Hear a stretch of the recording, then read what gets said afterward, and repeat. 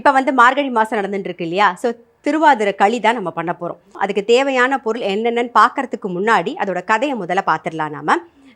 பட்டினத்தார்னு ஒருத்தர் இருப்பார். அவர்கிட்ட வந்து சேந்தனார் அப்படிங்கிறவர் வந்து கணக்கு பிள்ளையாக வேலை பண்ணிட்டு இருப்பார். இந்த பட்டினத்தார் வந்து ஒரு சிவபக்தர். அதனால வந்து சிவனடியாராக போகணும் அப்படின்னு அவருக்கு ஒரு ஆசை வரும். உடனே அவர்கிட்ட இருக்கிற சொத்தெல்லாம் விற்றுட்டு அவர் வந்து சிவனடியாராக போயிடுவார். அதனால் என்ன ஆகும் அப்படின்னா, இந்த சேந்தனாருக்கு வந்து வேலை இல்லாமல் போயிடும். உடனே அவர் என்ன பண்ணுறதுன்னு பார்த்துட்டு கொஞ்சம் கஷ்டமாக தான் இருப்பார். விறகு வெட்டி அந்த மாதிரி சம்பாதிச்சுட்டு இருப்பாங்க அவங்களும் அவர் ஒய்ஃபும். 2 பேருமே என்னென்னா, சிவபக்தர் யார் வந்தாலுமே, சிவனடியார் யார் அவங்க வீட்டுக்கு வந்தாலுமே வந்து சாப்பாடு போடாமல் அனுப்ப மாட்டாங்க. அப்படி ஒரு சந்தோஷம் அவங்களுக்கு சாப்பாடு போட்டு அனுப்புறதில்ல. ஸோ அதனால் விறகு வெட்டி இருந்தால் கூட அவர் வந்து சாப்பாடு போட்டு தான் அனுப்புவார்.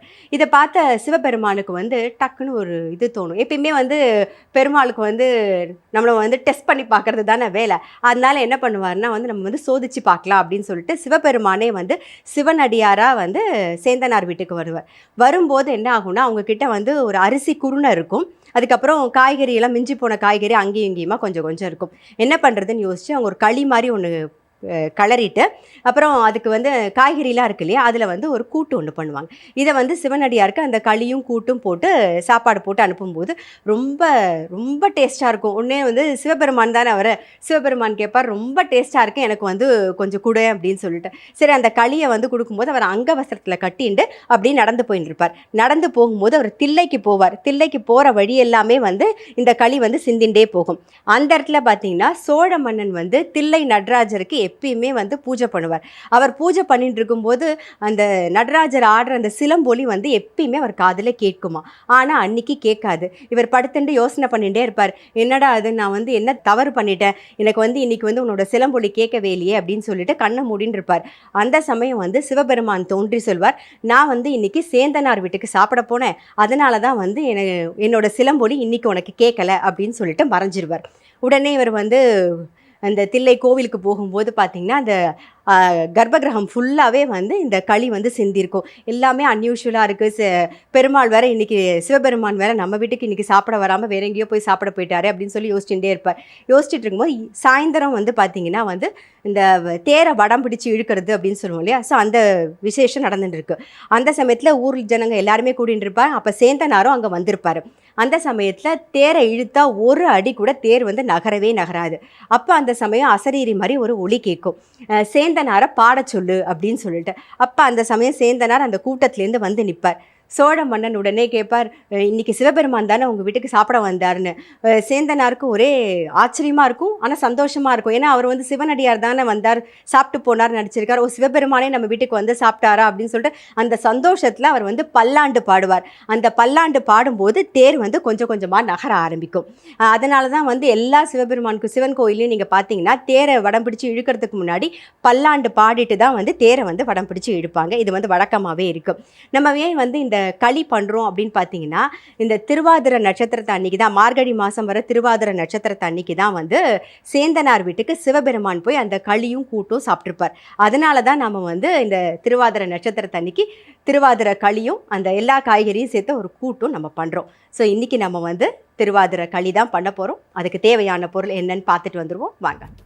திருவாதிரை களி செய்ய தேவையான பொருட்கள்: வெல்லம் 2½ கப், பச்சரிசி 1 கப், கடலைப்பருப்பு 1/4 கப், பாசிப்பருப்பு 1/4 கப், தேங்காய் துருவல் 1/2 கப், முந்திரி பருப்பு தேவையான அளவு, நெய் தேவையான அளவு, கிராம்பு 2, ஏலக்காய் 2, ஜாதிக்காய் சிறிய துண்டு. திருவாதிரை களி பண்ணுறதுக்கு தேவையான பொருள் என்னென்னு பார்த்தாச்சு. இப்போ எப்படி பண்ணுறதுன்னு தான் நம்ம பார்க்க போகிறோம். ஸோ ஃபஸ்ட்டு வந்து அதுக்கு 1 கப்பு பச்சரிசி எடுத்துக்கோங்க. அதை முதல்ல நல்லா வறுத்துக்கணும். நம்ம வந்து கஞ்சி மாவுக்கெலாம் வறுப்போம் இல்லையா, பொரி அரிசி, அந்த அளவுக்கு நம்ம தீயாமல் நல்லா கலர் மாறாமல் அழகாக அந்த கோல்டன் கலரில் வறுத்துக்கணும். ஃபஸ்ட்டு அதை நம்ம வறுத்துக்கலாம். கஞ்சி மாவுக்கெலாம் வறுப்போம் இல்லையா, அந்த அளவுக்கு நல்லா இந்த மாதிரி வறுத்துக்கோங்க.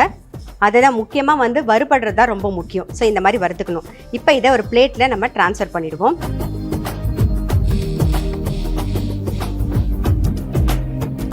இப்போ அடுத்தது வந்து நம்ம கடலைப்பருப்பு தான் சேர்க்க போகிறோம். கடலைப்பருப்பையும் அதே மாதிரி தீயாமல் நல்ல ஒரு கோல்டன் கலரில் வறுத்துக்கணும். நாம எல்லாமே ட்ரை வால்னியில் வறுத்துண்டா போதும்.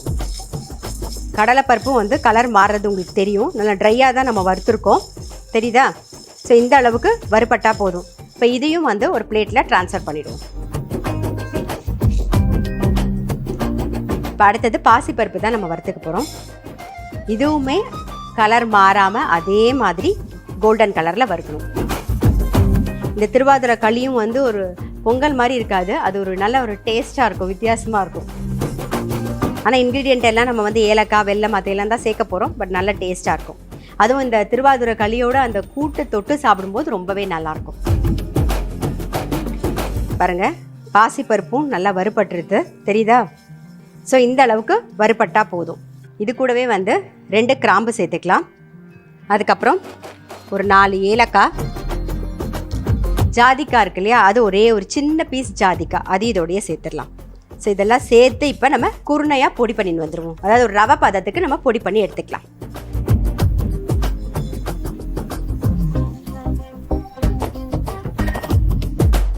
இப்போ இதெல்லாம் நல்லா ஆறணுன்னே தான் நம்ம பொடி பண்ண போகிறோம். அதுக்கு முன்னாடி நம்ம வந்து வெல்லம் வந்து கரைச்சி எடுத்துக்கலாம். அதுக்கு வந்து 1 கப்பு அரிசி எடுத்துருக்கோம் இல்லையா, அதுக்கு 2.5 கப்பு வெல்லம் கரெக்டாக இருக்கும். ஸ்வீட் 2.5 கப்பே கரெக்டாக இருக்கும். உங்களுக்கு வேணும்னா நீங்கள் கூட ஒரு 1/2 கப் போட்டுக்கலாம். பட் போடணுங்கிற அவசியப்படாது.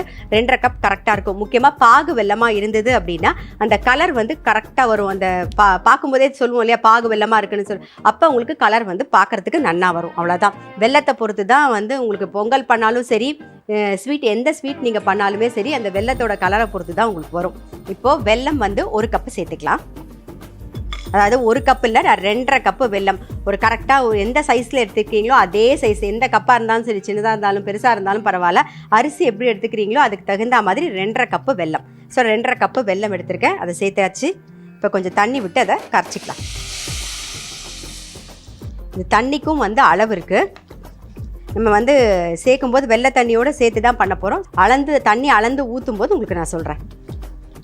இப்போ வெல்லம் கரையட்டும். இது கரையிறதுக்குள்ளே என்ன பண்ணலான்னா, இந்த பக்கம் வந்து நம்ம வறுத்தது அரிசி பருப்பெல்லாம் நல்லா ஆறிருக்கும். ரவை பதத்துக்கு நம்ம உடச்சி எடுத்துகிட்டு வந்துடலாம். நம்ம வந்து அரிசி பருப்பெல்லாம் வறுத்தோம் இல்லையா, வறுத்ததை இந்த மாதிரி கோர்ஸாக தெரியுதா உங்களுக்கு, ரவையா இந்த மாதிரி ரவையாக பொடிச்சுக்கணும். இது பொடிச்சது ரெடியாக இருக்குது. இந்த பக்கம் வெல்லம் வந்து கரைஞ்சி ரெடியாக இருக்குது. ஃபஸ்ட்டு இந்த கல் மண் இருந்ததுன்னா நீங்கள் வடிகட்டிக்கோங்க. அப்படி இல்லைன்னா வந்து ஒன்றும் பிரச்சனை இல்லை. ஸோ இது வெல்லம் வந்து நீட்டாக இருக்கிறதுனால நான் அப்படியே இதில் ஊற்றிக்கிறேன், ட்ரான்ஸ்ஃபர் பண்ணிக்கிறேன். இதுக்கு அளந்து தான் ஊற்றணும். நான் வந்து இந்த கப்பில் 1 கப்பு அரிசி எடுத்திருக்கேன். ஸோ அதுலேயே வந்து ஒரு 4 கப்பு தண்ணி தேவைப்படும்.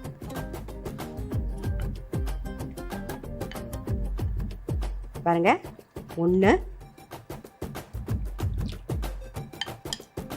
2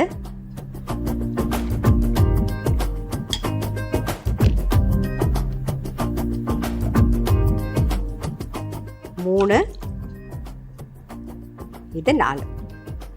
ஸோ 4 கப்பு வெள்ளை கரைசலோடு சேர்த்து 4 கப்பு தண்ணி, அவ்வளோதான்.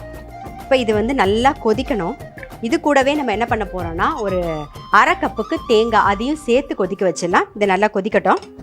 இப்போ இதில் தேங்காயும் சேர்த்துருவோம். நாம்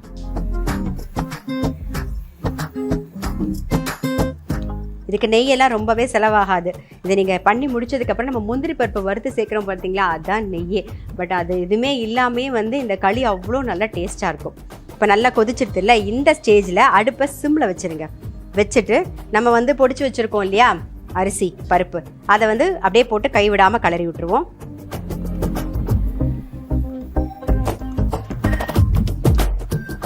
இது சிம்லேயே வச்சு மூடி வச்சுருங்க, டக்குன்னு வெந்துடும். நல்ல ஒரு வெங்கல பானையிலலாம் பண்ணிங்கன்னா அதெல்லாம் ஒரு நல்ல ட்ரெடிஷ்னலாக ஒரு டேஸ்ட்டாகவும் இருக்கும், பார்க்குறதுக்கும் நல்லாயிருக்கும். அந்த வெங்கல பானைக்குன்னே ஒரு வாசனை இருக்கும்.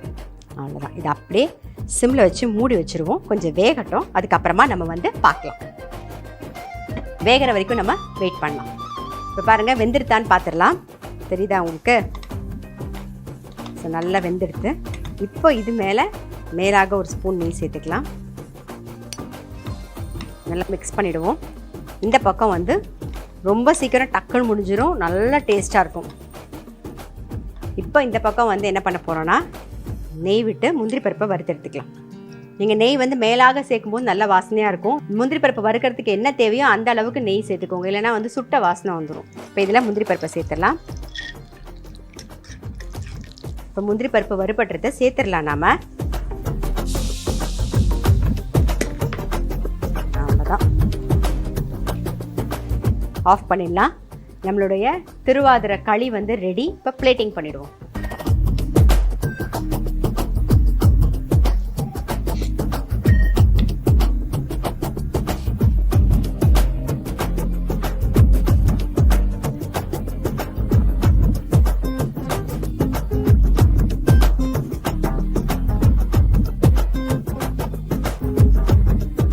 திருவாதிரை களி செய்முறை. ஃபஸ்ட்டு வந்து பச்சரிசியை நல்லா பொன்னிறமாக வறுத்துக்கணும். அதுக்கப்புறம் கடலைப்பருப்பையும் அதே மாதிரி வறுத்துக்கணும், பாசிப்பருப்பையும் அதே மாதிரி வறுத்துக்கணும். அது கூடவே வந்து எல்லாத்தையும் வறுத்ததுக்கப்புறமா கிராம்பு, ஏலக்காய், அதுக்கப்புறம் ஜாதிக்காய் இதெல்லாம் சேர்த்து நல்லா பொடி பண்ணி ரவை மாதிரி பொடி பண்ணி எடுத்து வச்சுக்கணும். 1 கப் அரிசிக்கு 2.5 கப்பு வெல்லம் கரெக்டாக இருக்கும். 2.5 கப்பு வெல்லம் கொஞ்சம் தண்ணி விட்டு நல்லா கரைச்சி வடிகட்டி எடுத்து வச்சுக்கோங்க. அதை வந்து அளந்து ஊற்றிக்கணும். 1 கப் அரிசிக்கு 4 கப்பு தண்ணி கரெக்டாக இருக்கும். அந்த வெள்ளை தண்ணியை சேர்த்ததுக்கப்புறமா எவ்வளோ தேவையோ அந்த அளவுக்கு நார்மல் வாட்டரை விட்டுக்கலாம். 4 கப்பு தண்ணி விட்டு நல்லா கொதிக்கணும். அது கூட தேங்காயும் சேர்த்துட்டு நல்லா கொதிச்சதுக்கப்புறமா நம்ம ரவை பதத்துக்கு பொடி பண்ணி வச்சுருக்கோம் இல்லையா, அதையும் அதில் சேர்த்து கைவிடாமல் கலருங்க. அடுப்பை சிம்மில் வச்சுட்டு மூடி வச்சுட்டிங்கன்னா கொஞ்சம் நேரத்தில் வெந்துடும். வெந்ததுக்கப்புறமா இந்த பக்கம் நெய்யில் முந்திரி பருப்பை வறுத்து அதில் போட்டுட்டிங்கன்னா நம்மளுடைய திருவாதிரை களி ரெடி.